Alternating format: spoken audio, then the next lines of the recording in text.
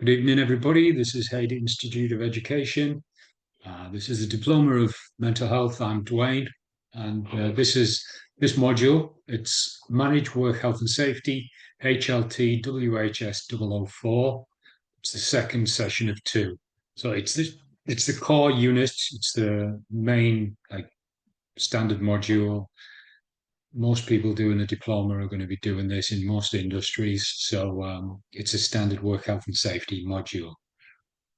So just to start, we'll do the acknowledgement of country. In the spirit of reconciliation, Hayden Institute of Education acknowledges the traditional custodians of country throughout Australia and their connections to land, sea and community. We recognise Aboriginal and Torres Strait Islander people as the first inhabitants of this nation and the traditional custodians of the land on which we work, live and study.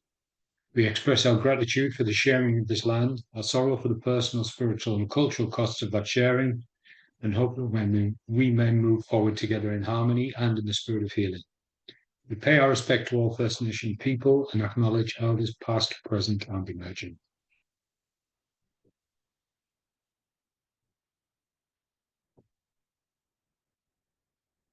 Just to start with the housekeeping.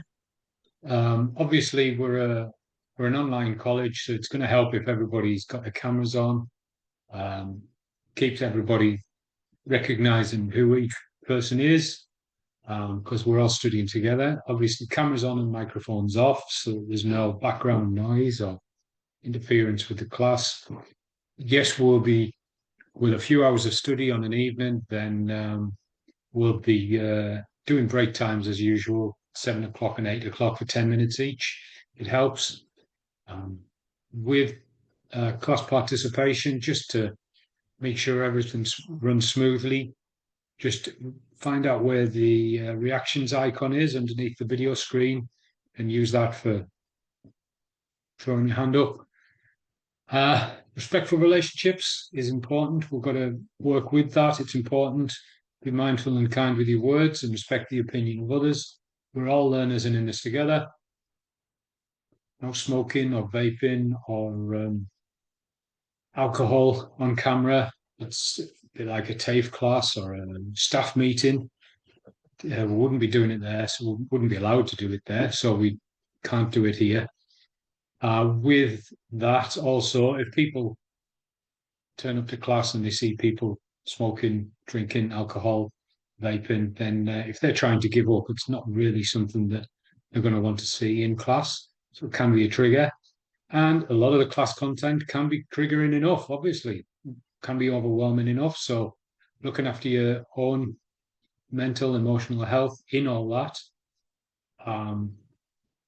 Obviously, it's the key to longevity in the industry. It means you won't become a 2-year statistic of getting into community services and lasting 2 years and then deciding that it's too intense and it's not for you. You've got to look after yourself, and it means you'll last longer. If you feel triggered, it's crucial you access your personal supports. And with that kind of your personal supports, it's going to be looking after yourself. Make time for other activities that nourish your mind and soul so that you feel refreshed and ready for class every week. Not just class, but ready for life, ready for all the things you've got to do. You can't keep giving out and keep doing and still expect to be doing that for a long time. You've got to keep putting into yourself.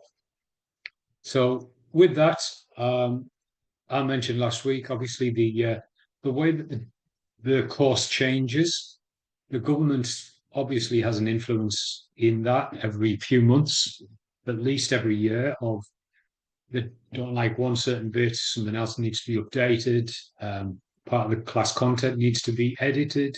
So obviously the government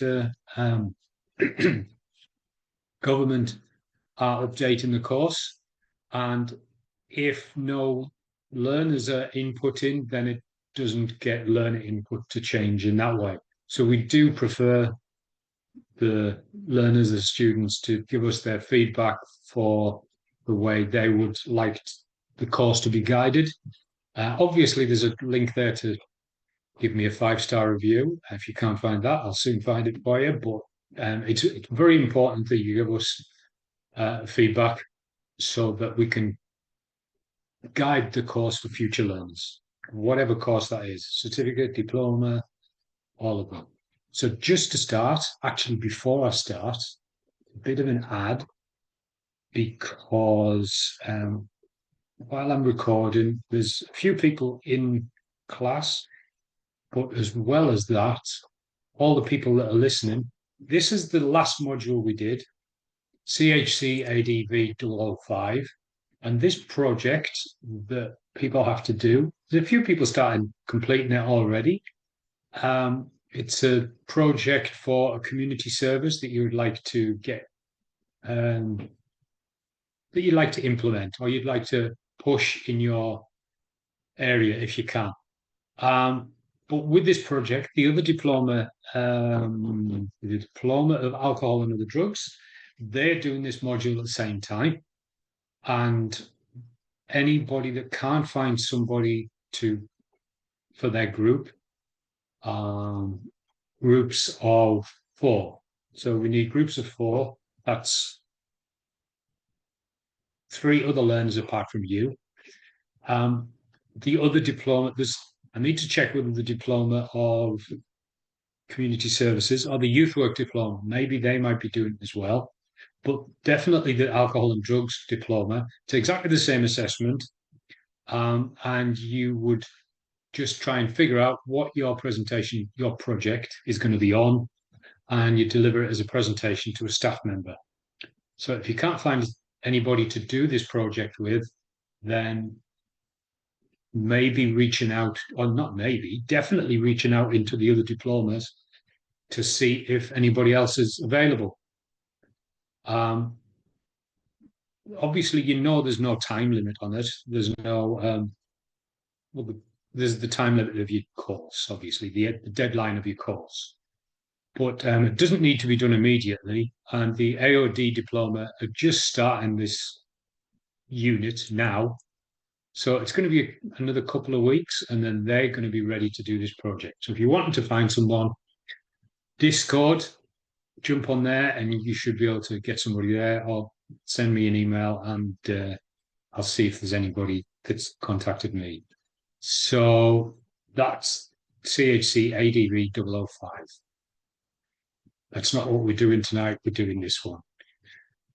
HLTWHS004, Manage Work Health and Safety.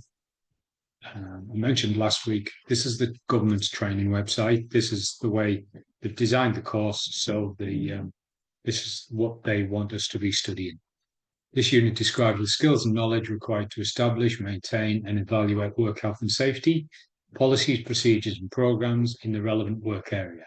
So it's the same module to people that are doing a diploma in finance, a diploma in construction, a diploma in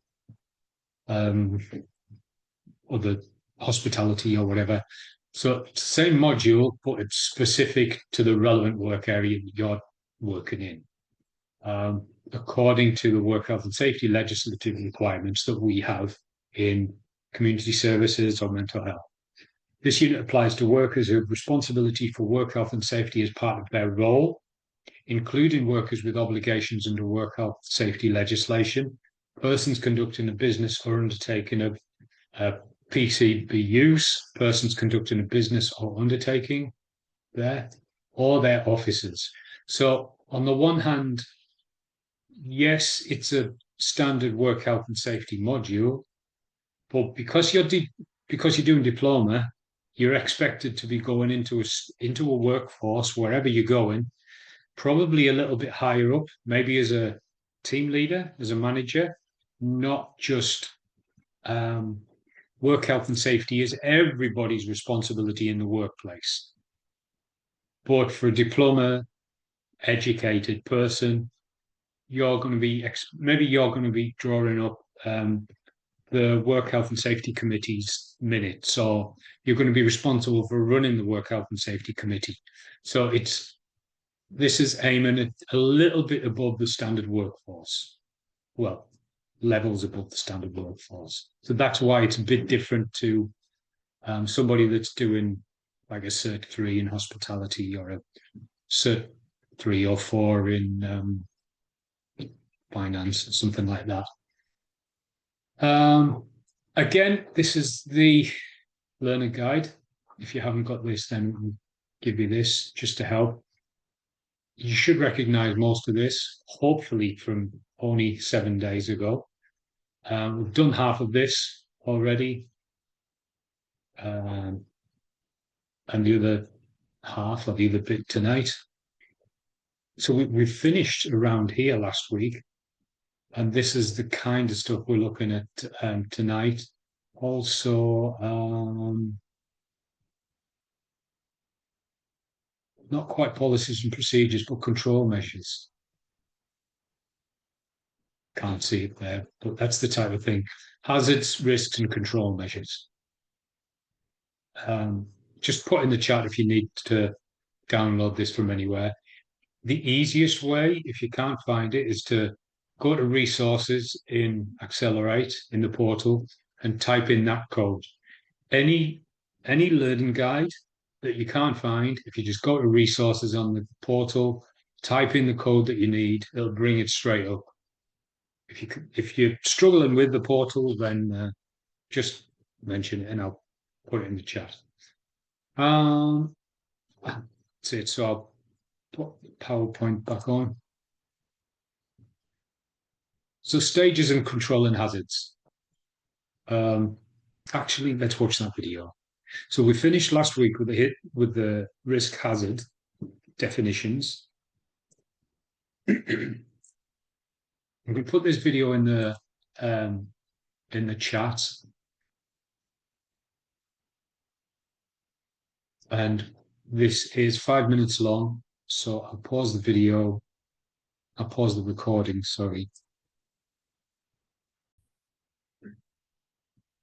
If we compared this risk matrix to maybe working in a warehouse where you've got forklift trucks or hospitality with knives and kitchen equipment, when we are talking about community services and we're talking about going to a client's home, that might be the client might be suffering mental health issues, or they might be intoxicated, or they might have behavioral problems. There's going to be certain levels of risk there, definitely. We're going to look at how to deal with risk. Like once you figure out what the risk is, what the risk level is to the hazard, then we've got to make certain things and put certain things in place. So last week, talking about the definitions between risk and hazard. Obviously, these are all hazards around the outside. Lots of trucks, bicycles, one bicycle, they're all the hazards, but the risk is the likelihood of any big problems happening in the future. But once we've figured out the risk, then we have to figure out what we're going to do about that and what measures we need to put in place. So in community services, like I said, we might be talking about going to a client's house. We might be talking about the best thing to do with use needles. We might be talking about the best thing to do with or what the best workplace to take a client in an office. So because of the likelihood or the potential high risk of something happening while talking to a client in an office, there's certain things that we have to make sure that we put in place for when we're talking to clients in an office space. And because of unpredictability and because of us not wanting to put ourselves at risk, the first thing to keep ourselves safe is to think about making sure that we're safe, not the client. If the client comes in and feels a bit anxious, then it's our job to try and make them feel at ease. It's not our job to make sure they're feeling like ultra safe. So being in an office, we sit by the door so that if there's anything goes wrong, the staff member sits by the door and the client is the other side of a desk, maybe, especially if there could be behavioral problems there. Also, a window in the door or a window in the wall that's maybe just above seated eye level so that people can't peek in. But if there was any issues, then we would be able to alert someone. And then other things like a telephone in the telephone or intercom inside the office, or emergency alarm around our staff member's neck. All of these things, they're called control measures. So they're literally changing a high hazard, high high risk, sorry, and bringing the risk level down and down and down. Because if we were interviewing a client in a strong, sturdy office down the other end of the corridor, away from other staff, in a room without any windows, and no communication system in there, and we let the client sit near the door. If anything goes wrong, we've got problems as staff members. So what we're trying to do is change it from a high risk situation there that you can't see. There we go. A high risk situation here, and say, well, we can't, we're working in community services. We're wanting to change the high risk. We can't remove the hazards, but we can make them less chance that anything's going to happen. So we reduce it and reduce it and reduce it by putting control measures in place. So that's the risk hazard matrix. And with all of the hazards that are associated with community services, whether it's going to a client's house, a lot of community services are going to say, yeah, you're going to a client's house. Well, whatever the responsibility is to go to the client's house, if we have to go there, then can we go in pairs rather than a single staff member? If it's one single staff member, because obviously sending two people is going to bring down the risk level a lot. If it's one staff member going, then it will be an emergency call backup. So I'll be only in that client's house for 15 minutes. I'm going in at 3 p.m. and if I don't call my supervisor or send a colleague a message by 3:15, then that means that there could be problems. Or if I know it's definitely going to be a 15-minute meeting, then I might give myself 5 or 10 minutes afterwards and say, okay, so I'll check in by 3:25. If there's no facility to do that, then it might be that somebody's checking on GPS where the car is, where the work car is, or it could be like a Find My Friends app type thing that people have stored on their phone, so that you can see that, okay, it's 3:25 and Dwayne is still with the client in the house, so maybe there might be some support there. Obviously, it doesn't help if I get involved in a massive conversation, chatting away and forgetting what time it is, and come out at 3:30 and think, oh my gosh, I didn't check in. Everybody's going to be worried about me, and that's possibly going to happen. Or there's even remote alarms that I might go in the client's house with a remote alarm around my neck that I can still press that and it can still send a message through to like the head office and say that there might be an issue or there might not be an issue. So lots of things to reduce the high risk of a hazard and keep reducing it down to a low level of risk there. So stages and controlling hazards. Controlling a hazard is changing the risk level and bringing it down. We can plan and design the stage so we can, when we've got control over the hazard and we can reduce the risk level ourselves, then that's going to be really helpful. We can implement it right at the beginning when we are planning the whole job. After implementation, so after the whole job or the client visit has been prepared before we go there. So it's all been arranged, it's all been set up. Then we could maybe bring some risk management in. So we've got the planning, the implementation, and then we've got after the things happened, whether it's good or bad, whether the hazard did actually occur and it was a problem. Even after then, we can review and evaluate the thing and then put measures in place to stop it happening again. So with controlling hazards, with controlling hazards, no,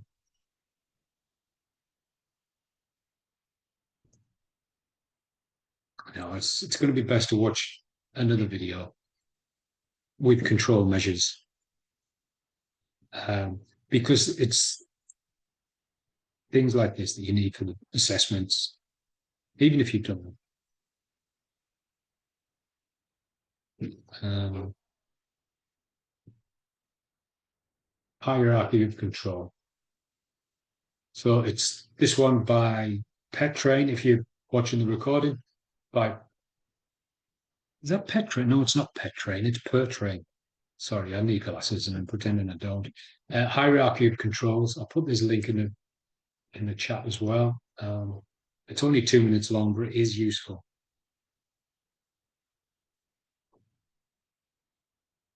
So once we've figured out what the level of risk is, then we put control measures in place. So we'll watch this for 2 minutes and then come back. Risk management has control measures. So obviously, the extreme is that the easiest thing to do is remove the hazard, get the hazard out of the way. You usually can't do that. It usually gets to a point where it's wherever we're working, whether we're working in a warehouse, whether we're working in a kitchen, whether we're working in community services, we usually can't remove the hazard. It's what we have to do to work around it. So if we can't eliminate it, then we have to put control measures in place to work around it. As it said in the video, the last line of defense is the PPE. So even with PPE, it's everything else has got to be in place first. And PPE is only there to make sure that we are definitely going to be safe from the hazard. So implementing control measures, we've got the risk register and we've got work procedures. So as it said in the video, there's certain things that can be put in place. So we can either do administrative control or engineered control. Work procedures would probably be administrative control type area. A risk register would be that the kind of implementation of the control before anything happens. Also, worker feedback is important, training, supervision. These are all things to try and reduce risk, because if you can't change the hazard, then what we're trying to do is reduce the risk, and all of these things are going to reduce the risk. So work health and safety procedures should be monitored when there's been a change. Once we've identified the hazard and identified what the level of risk is with the hazard, if there's been a near miss or if legislation changes, like sometimes legislation will change in the government or in the industry, and we have to change the control measures. And maybe we used to be able to get away with a hazard this level of danger. Now we can't, because the government's changed the expectations. So now we have to change the risk management and the control measures just because the government said, actually, that's a little bit more dangerous than we thought. So the requirements for WHS policies: hazard, incident, and injury reporting. That's one of the requirements for the policy. As I said, when we're in the industry, when we're in a certain workplace, any of us might be on a work health and safety committee, or any of us might be leading a work health and safety committee. So there's got to be some way to report any hazards, injuries, or any incidents that can happen or could happen. So it could be an incident book, could be an accident book, it could be an injury book, and to know where that thing is so that everybody in the workforce knows where that document is. Sometimes it's online. If everybody can get to it on the phone, that's really, really useful. So human resources policies and procedures are important, and consultation and participation. So the whole, if the work health and safety policy affects everybody in the workplace, then everybody in the workplace should have a role in taking part in the negotiations, which means there might be a representative from every department that goes onto the Work Health and Safety Committee. So lots of representatives are all there in the meeting to decide on the work health safety for everybody in the organisation. So if it affects everybody, then everybody should be consulted. That's the policy. Incident investigation and record keeping, there's got to be a way to do that. If there's been an incident, if there's been a near miss, or if it wasn't a near miss and it was a head on, then there's got to be a way to log all that. It's got to be a quality system documentation. It's got to be, when it says quality, it's meaning it's not going to be easily overwritten. If it's paperwork, if it's a paper style document, then make sure it's waterproof, make sure it can't be written on and edited. Many of them can be legal documents. So to erase some kind of, if somebody's put an incident into an accident book, to then edit that afterwards looks pretty dodgy. So you need to be careful that the quality system that gets documented is not going to be tampered with. So yes, it's got to be accessible to everybody, but no, it can't be easily tampered with by anybody that wants to laugh or anybody that wants to mess with it. It's got to be designed for people that's raising issues, which means that it's got to be accessible to anybody, even people that could be struggling with English as a first language. It's still got to be accessible to them, which means quite often if it's on a mobile, if you've got a link or it's a barcode that you scan in and you log into the incident book like that is really, really helpful. So there's got to be workplace support services. So not only a support to get to the accident book or to the policy and procedure, because that's something else that needs to be accessible to everybody. If all of work health and safety is everybody's responsibility and everybody gets a say in the policy that goes forward, then the policy and procedures manual that also needs to be accessible to everybody as well.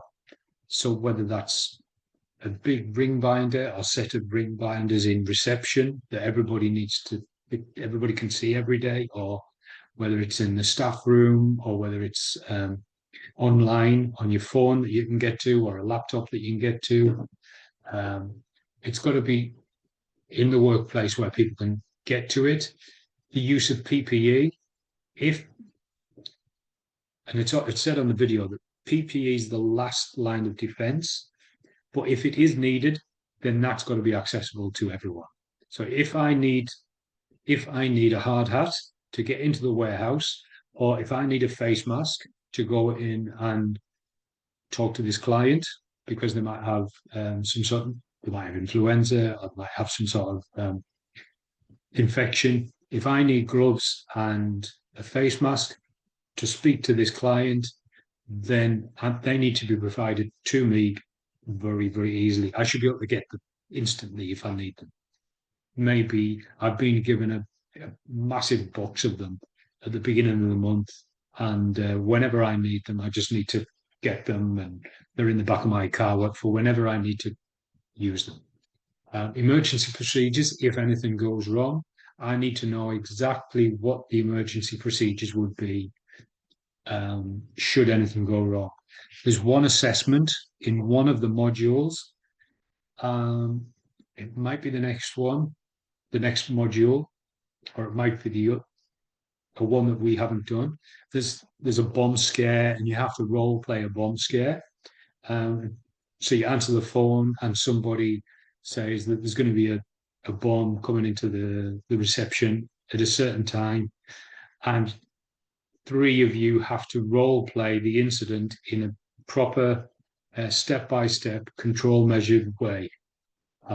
So emergency procedures, everybody needs to know what the emergency procedures are for any emergency that might happen. And it might not be a bomb scare. An equivalent thing might be a fire alert. But if it's that we're working with clients and they might have a bloodborne disease, or not even a bloodborne one, bloodborne will have an open wound, and we're trying to help them move around, or they have a bacterial infection every time they're coughing, then we have to know the emergency procedures that go around that because we're working with them. We'll watch this video later. It's a fire alert, fire alarm on the office. It's quite good.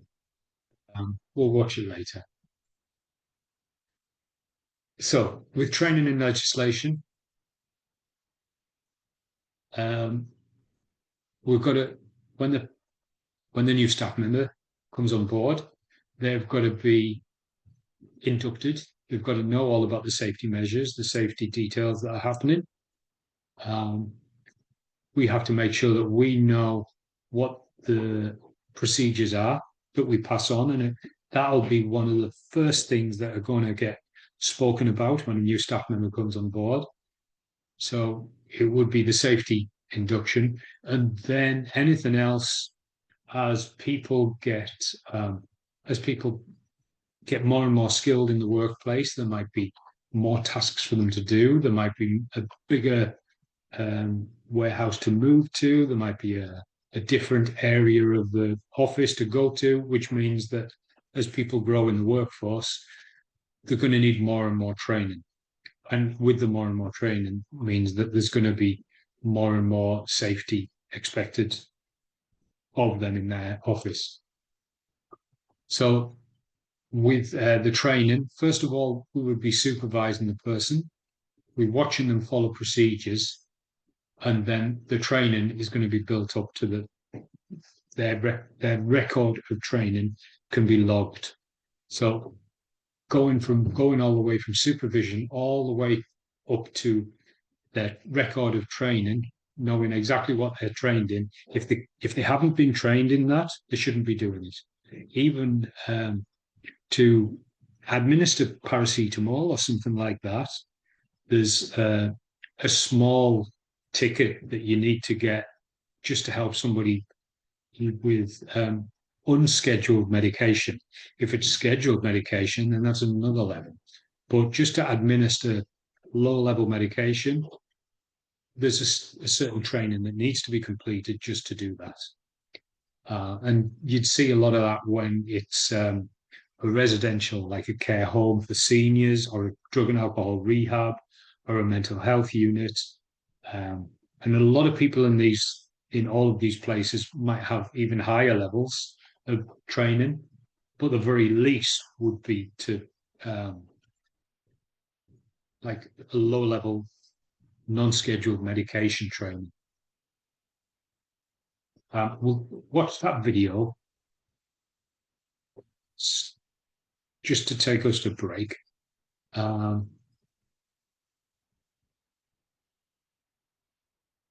It's just a bit light.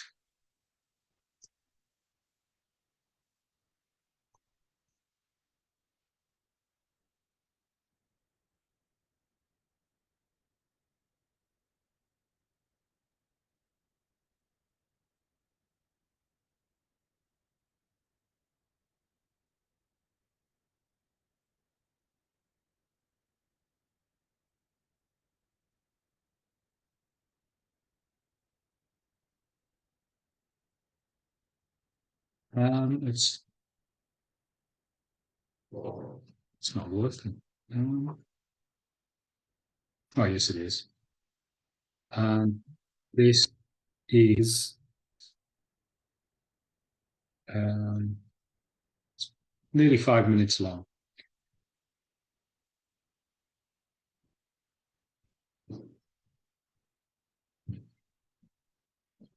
So we know we know obviously if there's a fire in the workplace, that's a massive hazard. But because of the low expectation, the low probability that there's going to be a fire, people can get blasé about it, and people can get familiar and think, yeah, but there'll never be a fire here. There's never any naked flames. We should be fine. That's the kind of idea that it's trying to go against. Um, so just click on that. Um, we'll watch that for 5 minutes and then we'll get back to this.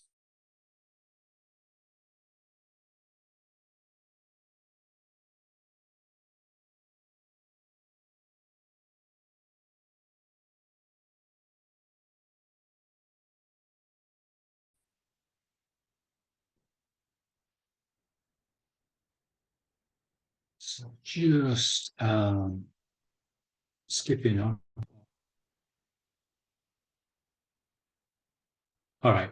So with the management system itself, we've got the policy that needs to be created.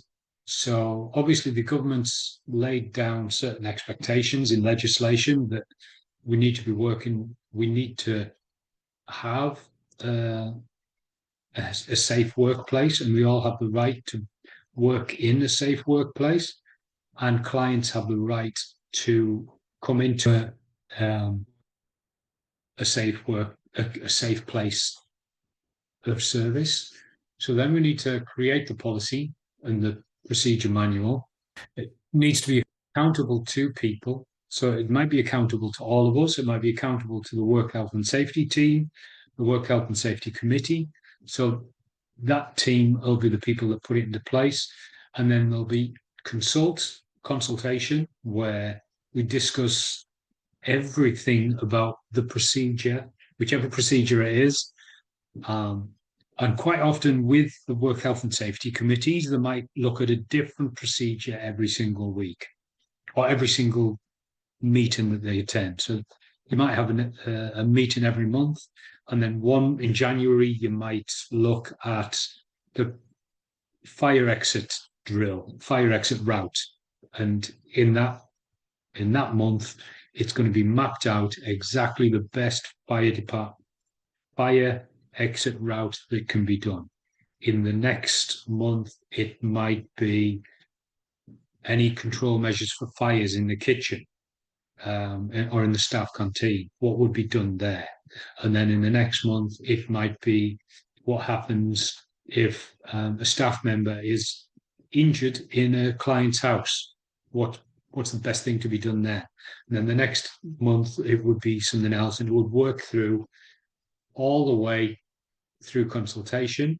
And it's not a boss telling you what to do. It's a consultation from everybody, every representative from the department. They communicate and they come up with a policy in the end from everybody's agreement. And it has to be legal. Obviously, if they come up with something that isn't legal, then it's going to need to go through again. It's going to be documented, put onto a report, and then everybody needs to be able to see it. So improvements in the workplace with best practice, there's got to be a model for the best way to work, whether it's the best in community services, things like administering medication, the even the low level administering medication, even the non-scheduled medication, you're meant to make sure that the person that's taking the medication they haven't kept it in their mouth. If they've been given medication, it's been prescribed by a GP, by a doctor, then they're meant to take the medication. If that's what they've been prescribed, they're meant to take it, which means even with just paracetamol or ibuprofen or antibiotics, when we're giving a patient or a client medication, we don't just give them the medication and let them walk away with it. They have to put it in their mouth, swallow it. Then they open their mouth, lift their tongue. We have to visibly make sure that they've swallowed that medication. That's a best practice. It's a control measure to make sure that they're not stocking up the medication for anything that might be a problem later on. So the best practice is there's going to be a best way to do everything. There's going to be essential criteria. That it might mean that PPE is going to be used. I might need to use gloves. Well, I will need to use gloves. If I'm taking medication out for a patient, for a client, I'm going to need to use gloves, maybe a mask, and to make sure that I'm not passing any germs to them and that they're not passing any to me if there's a risk of that. And that's based around legislation, a certain way to do it. So barriers and challenges. Obviously, if in the video, if you remember in the video, if you can't eliminate the hazard, if there's no way to eliminate it, if the hazard has to stay there, then we're going to need to put barriers up. We're going to need to put certain things around it. So we might need to change attitudes in the staff workplace. Rather than people being a bit blasé with it, we might need to have people being a bit more responsible to the hazard, acting more responsibly around the hazard, which means behaviors are going to need to be changed, which means time is going to need to be put in for training. So if we need to put certain things up, whether we're using PPE or whether we're putting barriers around a certain hazard, we're going to need to have behavior changes. We're going to need to have people's attitudes to be changed, and that's going to take time. I reckon we'll leave it there for break, and we'll come back after break, after 10 minutes. So,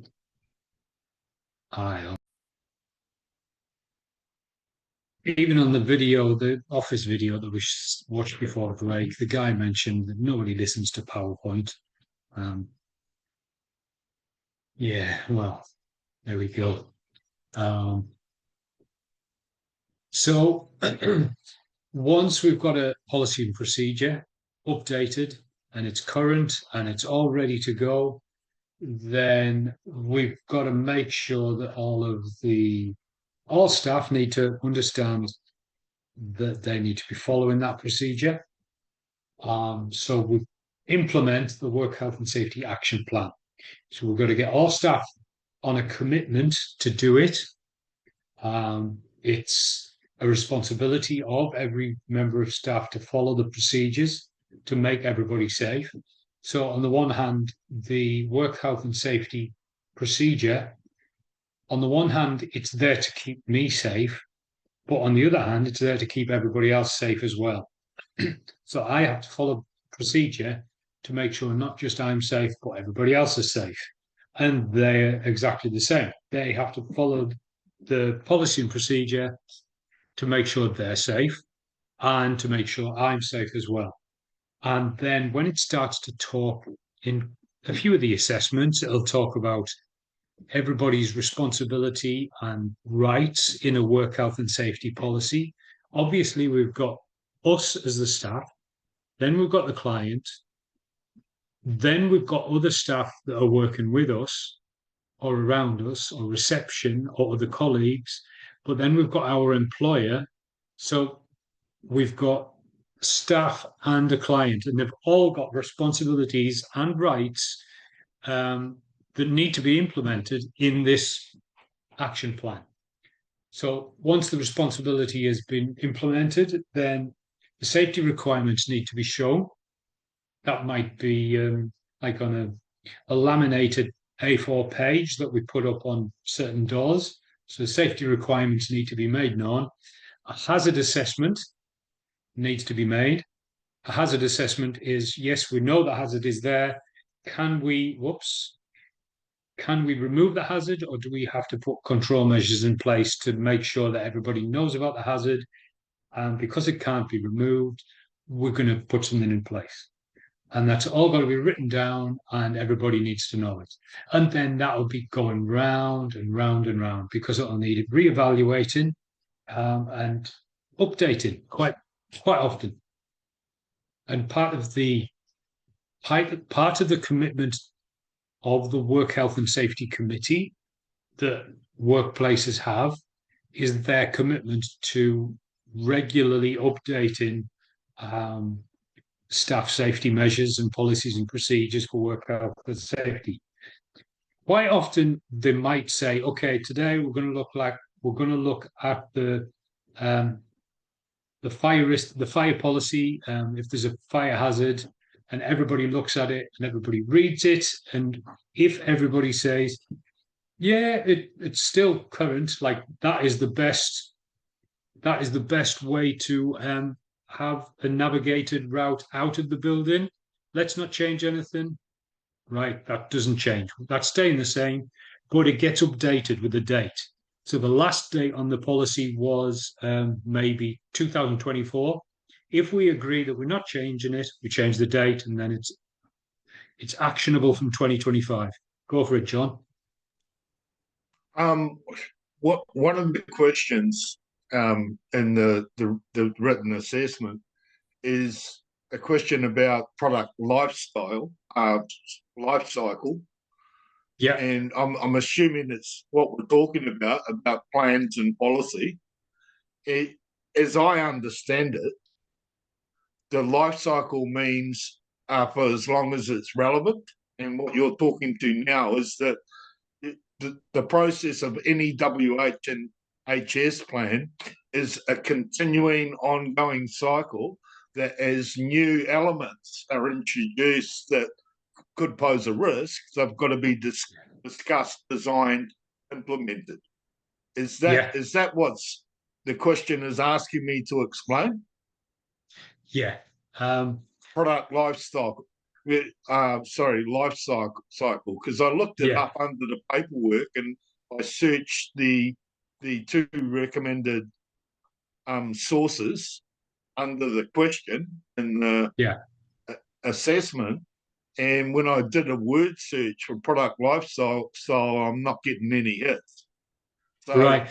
I reckon I'll say yes, but I'll have a look on the assessment before we finish. I'm going to just quickly skim over the assessments, and I'll make a point of looking into that assessment.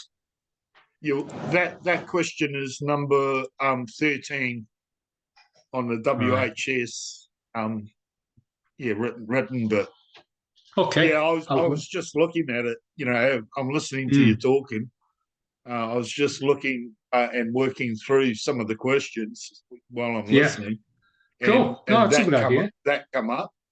Okay. So and what you're talking to sounds relevant to what that question is. I'm just wanting to make the link because Yeah. my research isn't showing me what life cycle means in relation to community Yeah. services. And the only thing It I could can come be. up with Yeah.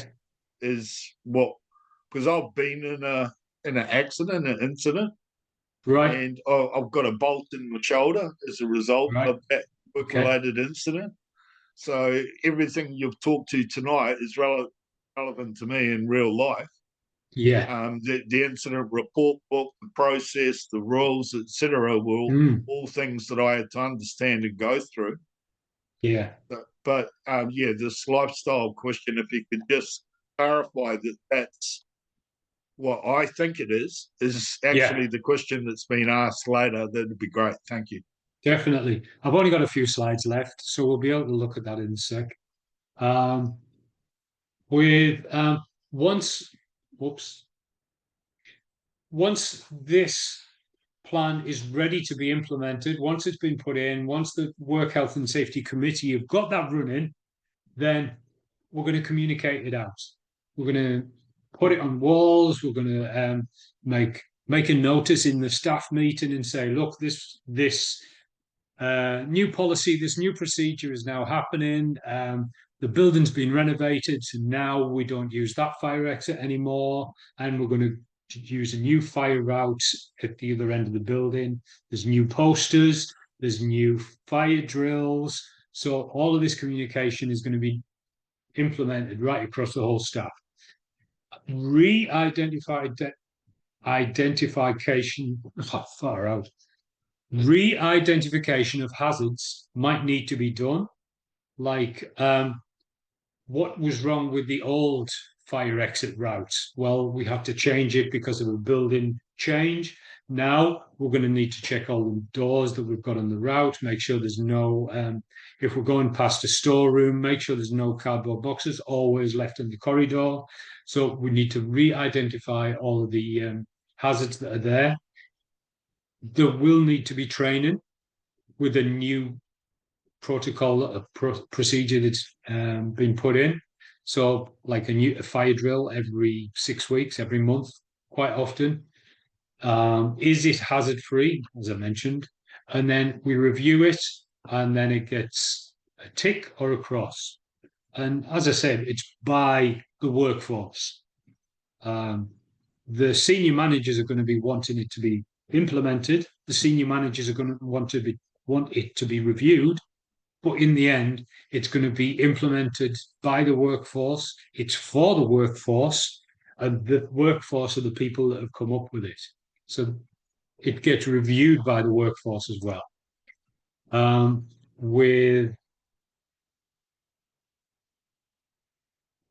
Okay, I'll make a note of that. I think are we nearly finished? We are. So what we've looked at tonight, stop. What we've looked at tonight, we've looked at compliance, work health and safety policies, and we've looked at risk hazard matrix right at the beginning, and we've looked at control measures just after that. That should really be on here. Compliance, work health and safety policies, risk hazard matrix, and compliance. So let's jump straight to the assessment, and we might as well jump straight on to that question, first of all. I know the other page was up. This is the one we're doing. I was looking at the next module, which I'll show you in a minute. This is the one we're doing. These are the assessments, 2 assessments. John said 13. In your own words, explain each of the safe work design principles below. There, principle 2, product life cycle. So, the best description for that, can't show the answers, but I can tell you what they are, even on the recording. So it's question 13, principle 2.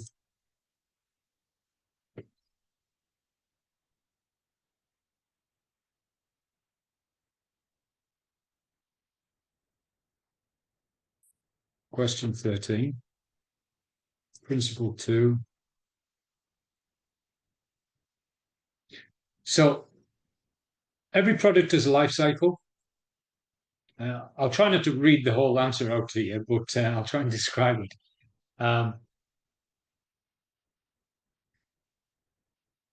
Yeah, so everything in the workplace, everything in the home, if you leave it, it's going to eventually fall apart. It's mentioning examples there, but you don't need to know examples. I'm sure you could think of exactly the same examples, which means when a hazard is in place, potentially because of the life cycle of the hazard, it could get more and more dangerous over time. So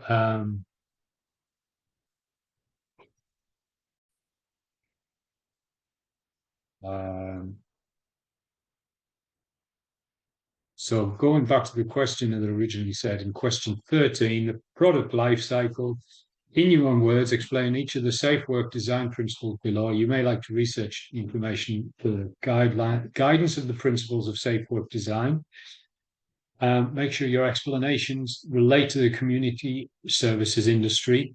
So the product life cycle, for instance, medications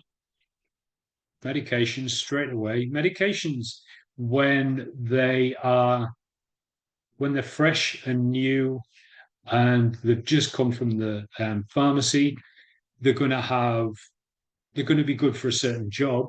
But then with the life cycle of the medication, it's going to not only deteriorate as a medication, but it could be even more harmful to somebody that's taken it because the medication's gone past its use by date. Equally, sterile cups and gloves. If you get a box of gloves that's been left open in the sun, and they've ripped the box open and they've been left on a windowsill in the sun for years and years and years, and you go to get some gloves and you think, oh, there's a few gloves left in this box, but it's in the sunlight and and you pick one up and it just falls apart, then obviously the life cycle of them gloves needs to be remembered, so that quite often there'll be a date written on it. Do not use these gloves, do not use this medication after whatever date. So there'll be a date put in there. With the assessments, just as a vague reminder, looking at different words, like this is written questions, but there's at least 3 different types of answer that it's wanting. So here, number 11, what is the name of the WHS authority in your state or territory? If it's just wanting a name, then it's literally just a sentence or maybe 4 or 5 words. But they might change that to list. And again, it's just wanting individual words. Dwayne, could I just redress that number 13 just for clarity? Yeah. What you said. So my take on it now is that and my response to the question would be, it may be necessary to modify the rule or product in response to the dangers and circumstances or design of it. Yeah, that would be much better. And reasonable explanation. Yeah, definitely. That would be better conclusion with that. Okay, beautiful. I'm sorry to interrupt. I just need clarity. It's important to get it right, definitely. Yeah, thank you. Yeah, definitely. So the lots of different answers. Sometimes list at least 3 potential barriers or challenges you might experience when putting in place a new work health and safety initiative. It's just wanting 3 or 4 words for each.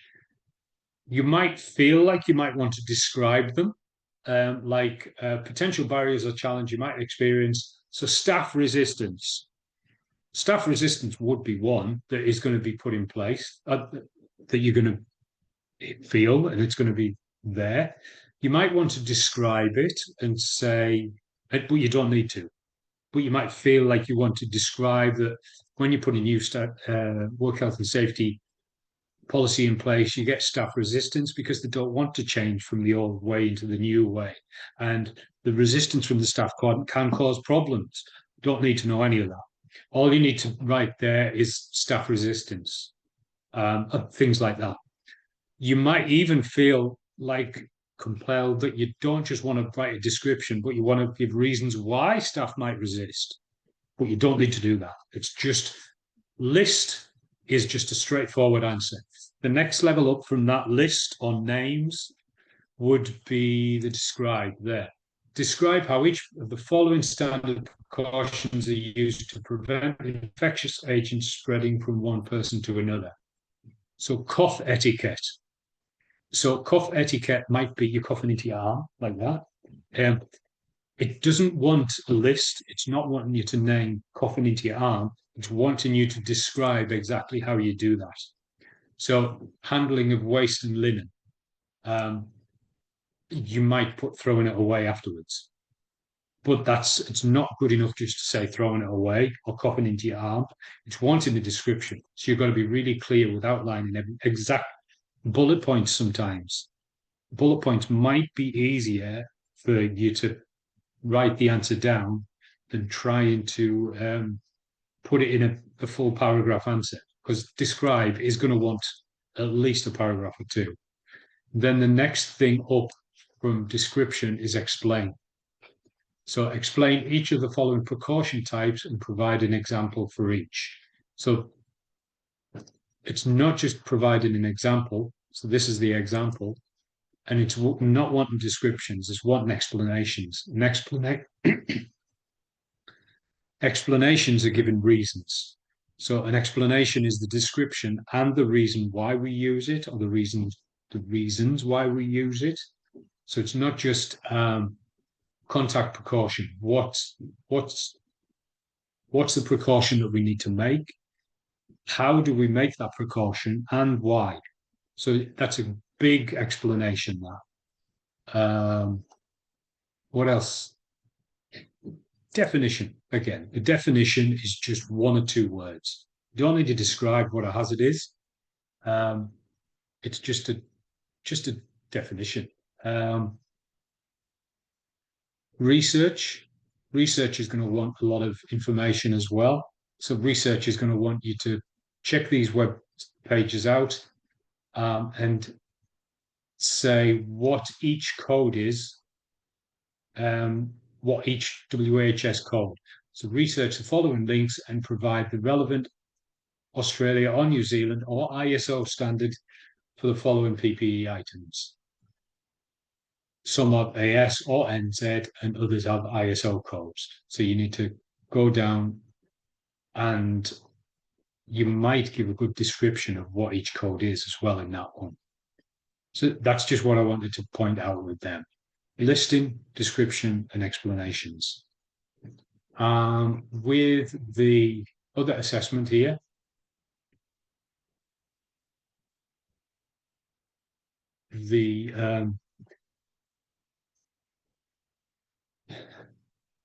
so this second assessment, you're to read each case study and complete the questions that follow. So the Work Health and Safety Procedures Happyville Neighbour House has just put in place a new programme for clients. A gardening section has been set up for the outdoor area, and the programme provides education for people in the local area to grow fruit and vegetables. The fruit and vegetables that are grown are shared among the people who participate in the programme, as well as the local people in the community who are in need. The garden project has the following equipment available to participants: a lawnmower, rotary hoe, spades, garden forks, and other common garden implements.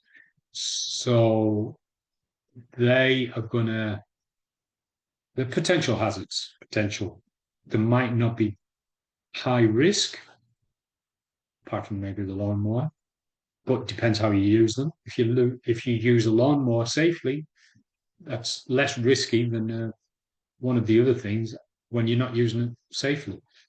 So you've just been appointed the coordinator of this program. You note there are no safety policies and procedures in place. You make this a priority to address. So it's realistic. If you've got a community program that you're organising in this mental health scenario, then you might need to be all over that. So there's plenty of detail to put in for that. With the other one,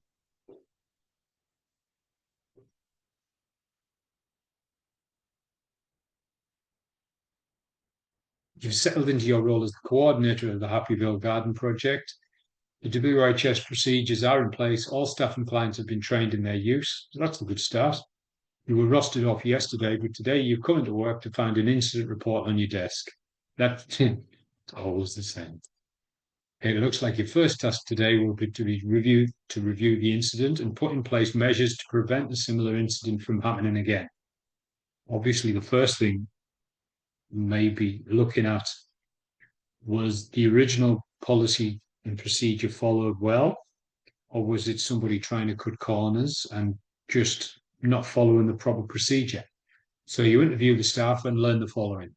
Jenny, the staff member who was in charge during your absence, was in the office doing paperwork when the incident occurred. Jenny feels that the clients are adults and do not need to be watched all the time. Jenny organised for first aid and took Johnny to hospital in her car.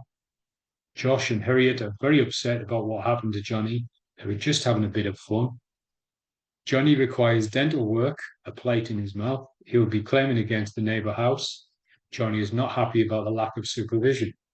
So I guess, were the clients meant to be supervised? Was that in part of the policy and procedure originally? You must read the incident report form below and complete parts B and C. Use the information in the case study above to complete the sections about each person involved in the accident. Part C requires you to identify 5 actions that can be taken to minimize the risk of the incident occurring in the future. So I reckon if we break into breakout rooms and just have a look at one of these incidents, that's probably the best thing to do. Just how you would, doesn't matter which one. It could be the first one or the second one, and what answers are going to be best to put in for that.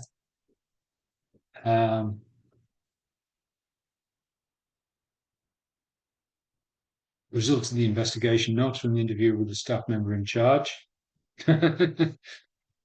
So, questions. So before break, we had a quick look at the questions. I think most people have finished them, potentially anyway. So the case study that we're looking at, which case study did you do, everyone? Oh, Aileen, I can't hear you. You moved it, sorry. For us, we discussed the one. Oh, okay, yeah. No. Yeah. Right. Sorry, we Case study are one. yeah, we are doing the case study one, not the one of 4, right? That's right, yeah. Okay. So this with the lawnmower and the Yeah. spades and the garden forks and all that, yeah. Yeah. Okay, so what did you come up for the answers? What's the goal of the policy, would you say? Yeah, in the goal of the policy that we find out is that the policy should focus on minimizing the risks associated with gardening task, which includes falls or slips, Mhm. trips, some electrical trips, heat, the temperature outside, or potential hazards from wildlife or plants. Sometimes, especially in Australia, we reach about more than 30 degrees Celsius. So we also want to reduce to protect our skin or the gardeners from exposure to that. So the policy might also include that putting some sunscreen. Yeah, it is also Sometimes. You yeah, said sometimes. sometimes, yeah. In the UK, everybody goes home at 30 degrees. Okay. Yeah, yeah. Most I mean every time we go out, yeah. Yeah, yeah. And yeah, the proper use of equipments, if you're not aware, yeah, we have to check the policy on how to use it, the materials, and of course, the protective equipments, as well as awareness of the environment and potential dangers, especially if you're working with a lot of people or with children. So we have to be aware of that. Yeah, I heard you mention as well, like with gardening, I heard somebody mention snakes. Obviously, that's a Yeah. bit freaky. Mhm. And for a mental health diploma, you wouldn't expect to be thinking about snakes and gardening equipment, but this is what you're expected to do if you're running a mental health program for the clients. So what do you do about snakes? Uh, I actually I actually learned it when I arrived in Australia that Okay. snakes are actually deaf, so you can just shout. You can just ask for help using your voice, but don't move or run because you're scaring the animals more or the snakes Did more. not know that. Yeah, no. I mean, for us, I think, yeah, because when we arrive in Australia, we love to visit different, what do you call this? We do the trekking. Yeah, Oh so yeah, we yeah. are being informed, and the kids in school were also, I think it's part of their curriculums. Yeah. So Right. Okay. yeah. Cool. Mm-hmm. Um, let's jump down to the not the consultation process, the work health and safety reporting and recording process. Recording process. What have you got? 3 of these? We never got to that in discussion, but okay. the girls yeah. have already done it. But Right. back to the consultation process, we did discuss that. Yeah. Oh, great. So regular consultation would be with all the stakeholders involved in the process, which would be the management, the staff, probably not so much the clients in creating the document. It's because client safety is really about more of a management thing, at least in my mind. Yeah. Specific consultation is when something happens that triggers modification of the event, of the policy and process and procedure. Yeah. So that's the difference between regular and specific consultations, I understand. Yeah, definitely. That's a great point. But I can sort of imagine what it is for reporting. Yeah. Okay, I can also answer on work health safety reporting and the recording process. I think that one, I think that one it has 3 categories of recording the incidents, like incident and injury report forms. They have their own way of reporting that one. And those ones, it includes like at least all injuries or near miss. Like if you can have a minor injury or a near miss injury, you need to report on those forms. And also they have a daily equipment inspection checklist. I think in all companies they have a daily list checklist, so that you can tick this one, all your equipments. And also the hazard identification form submitted to the coordinator. So as a company and as a staff, we need to identify any hazards. And every company, it has this hazard identification form, so that if you identify any hazard, you need to fill that form for hazard. That's 3 that I pick. Yeah. Yeah. Oh, that's great. Just looking down a bit further, obviously you need the template here to work through this, but once you've got this, it's you might be falling back onto a lot of the like policies and procedures you might already know of. Like with consultation, these might be things that you already do in your workplace. Say work practices, mowing. It might take a bit of research. If this isn't something that you've done before, manual handling, many people might have done a manual handling procedure. Manual handling procedure is massive in community services. And to do it correctly and safely for you is going to be really important. But for mowing, like you might not know about that. You might not know the proper safe work procedure for digging, how to use a spade properly. So there might be a lot of work to be done for training for these. And then obviously then there was that scenario of an incident that happened and clearing up after an incident when you come back after a day off. So I think to add on that one, Joanne, like on manual handling, the person who is responsible for manual handling in our company is just WHS coordinator. Like he is the one or she is the one who is responsible on that one. For this one, I think since we are doing the case study for gardening, so the coordinator is the one who is responsible with the garden projects. And also he is the one who is like, we also have another post like the community service, WHS officer. That one is for any inquiries related to expert or technical advices to be directed to him or to her when we are looking on WHS. And also for that one, we have the definitions of hazardous manual handling task.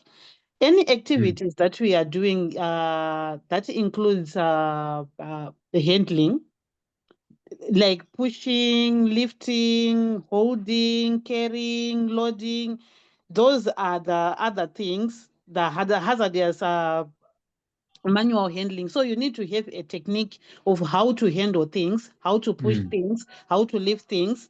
So that one, there is someone, also the work and health safety officer or coordinator. He is the one who is responsible for that one, for the trainings and for the everything. So yeah, and also those are the things that mainly cause like a back injury or shoulder injury, sort of the things. Yeah. It's amazing the amount. Go on, John. Sorry. Isn't, and if we're still talking about the same case study too, isn't the ultimate responsibility would have already been by management, was in informing people, including clients, what the safe procedures were on being at the garden. So the guy with the shovels, obviously not a client, must be a worker, right? And possibly. The other two young uns, is that right? Have I got that right? I don't know whether it's that clear. The Johnny, that guy who's had an issue. It sounds like Johnny might be one of the other. It's actually irrelevant. At the end of the day, all parties have been well informed. Yeah. And to put it on the staff to say, well, you weren't watching 24/7, like they're not lifeguards. And they've got other things to do, but besides, in terms of management, besides, keeping an eye that everyone's doing the right thing. I mean, at some point you're going to gauge it. So in this particular scenario, personally, I don't see where Jenny is at fault. That's a good point. So that's one point, and it asks further down the question, actions to be taken, etc. There needs to be some sort of retraining or whatever for the people who created that incident, or banning them, I suppose, because it does mention that they're regularly in the ship. They're regularly misbehaving. So if they can't help themselves, then they should be banned from the project. But as to whether the organisation has liability, I think under duty of care, etc., and WHS, that they've sort of covered themselves legally. Yeah. By providing training, etc. So I don't see why they should be liable. That's my own personal opinion. Okay. Yes, Danielle, go for it. Sorry, but I've got to disagree. Jenny was taking over the position for her manager. Now, I'm under the impression that when clients are outside, that they are usually supervised. And in this case, there was no supervision, and that's what became the risk. And I do believe right down the bottom where it asks you about the root cause, I've got to say that the root cause was lack of staff supervision. And particularly the main factor was Jenny. And I am taking this case study as saying that Johnny is a client as well as Harriet and Josh. So I think they're all clients. Mm. And there was something else I was going to say, but yeah, I think that it was, if there had been supervision, then Harriet and Josh would have been asked to move away from where the gardening was being taken place, and then perhaps this wouldn't have happened. Absolutely valid point. That looks nasty. She fell against my back. I lost my footing just as I was lifting the spade. I hit my mouth on the handle of the shovel and knocked out my 2 front teeth. I'm trying not to laugh because it's not a real incident, but it does happen. It's like it could easily happen, definitely. But I think if we're working in community services, there will be times when there'll be outdoor activities. I mean, I'm not from a community service background, so a lot of this is new to me. So I am assuming a lot of the time, but I am assuming that in community services there will be times when you will be taking clients, or you'll have clients for a project that will have, you know, hazards and risks. And I think that perhaps it doesn't tell you there, but if they're normally supervised, this may already be part of a policy and procedure about safety outdoors. You see, that's sort of how I'm thinking. That makes sense.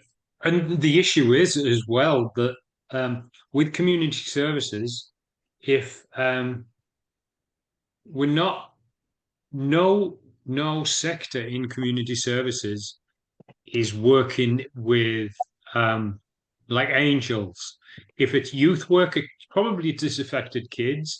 If it's senior care, it's possibly dementia or diminished capacity. If it's mental health work, it's people that could have mental health issues. If it's AOD work, it's people that can be unpredictable, and we've got to. So every area of community services, we're not dealing with people that are going to act perfectly and predictably like robots. No. We're going to be working with people that are just going to do something completely random for no particular reason, which means in a work health and safety policy, we're trying to prepare for the unpreparable or expect the unexpected. Yes, that's true. That's true. Which is going to be very, very difficult. So some great points there, like everybody said. Before we finish, I just wanted to, because we've finished this module now, you've just got to do the research and put the answers in on your own. I was wanting to look at the next project, not the next project, just have a go over the next module. And because it's linked, it's not like we're doing a completely different module. It's still work health and safety.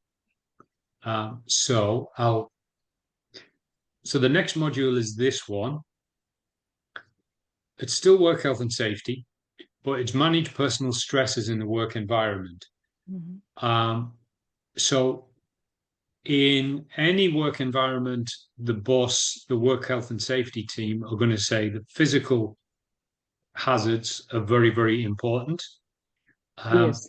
Emotional hazards, mental health hazards, we don't worry about them. They're not real, or they're not, you can't see them, so we're not bothered.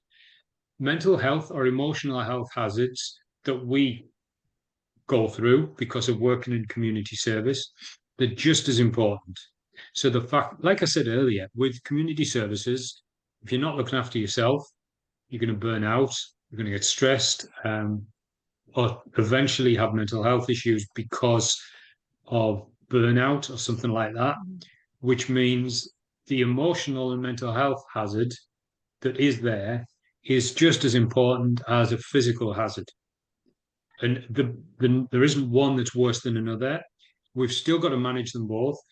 And we've looked at this module the past couple of weeks, and we've got to use the same methods to put in place to look after our mental health and look after our emotional health. So the module is This unit describes the skills and knowledge required to maintain health and well-being by preventing and managing personal stress. This unit applies to work in a range of health and community service settings, in particular work roles that operate in high stress situations and circumstances. I mean, most workplaces can be stressful. Like, that's part of going out and earning your crust every day. But community services and mental health, I think that's it's got to be quite highly emotionally taxing. So looking at the assessments, I'll bring up the assessments just to quickly go over them. Because we've got time. So the first one, assessment task 1, there's only 6 questions. Dead easy. We'll look at them next week. We'll look at them in detail next week. Task 2 is a project. This is a stress management plan. This is needed in a lot of modules. In a lot of units, you need to do, or you need to have access to a stress management plan. And partly because when you're dealing with clients, you need to be helping them to create a stress management plan. So if you've never seen a stress management plan before, this is a great assessment for you to try and get yourself to understand this stress management plan, and then eventually work with people to look at how to alleviate stress in the workplace. So that was task 2, just do a stress management plan. Then task 3 is look at different stressful situations in the workplace. It's not simple, straightforward answers. It's wanting, what was the stressful situation? Well, it's going to want a couple hundred words just to describe a stressful situation that you've had at work. Looking at the symptoms, and how did you cope with it in physical, emotional, mental, spiritual, and work-life balance? What did you do to deal with that? And then eventually, did you discuss any difficulties in your work with your supervisor or other workers? Did it help? That's the biggest question there. Did it help? Because you're going to say, yes, it did help, and you're going to give reasons why, or you're going to say, no, you didn't discuss it with anyone, and this is all the reasons why. So either way, you have to answer yes or no, but you have to give the reasons why. So it's not good enough just to write, no, I didn't discuss it because it was private and I didn't want to talk to anyone. But you've got to give all the reasons why you did or didn't. And that's it. So it's not a lot really. 6 questions there, a bit of detail for them, but we'll look at them next week. And then stress management plan and looking at stressful situations at work. So we'll look at all of the details for that next, there's 2 weeks for that, like this one, 2 more weeks.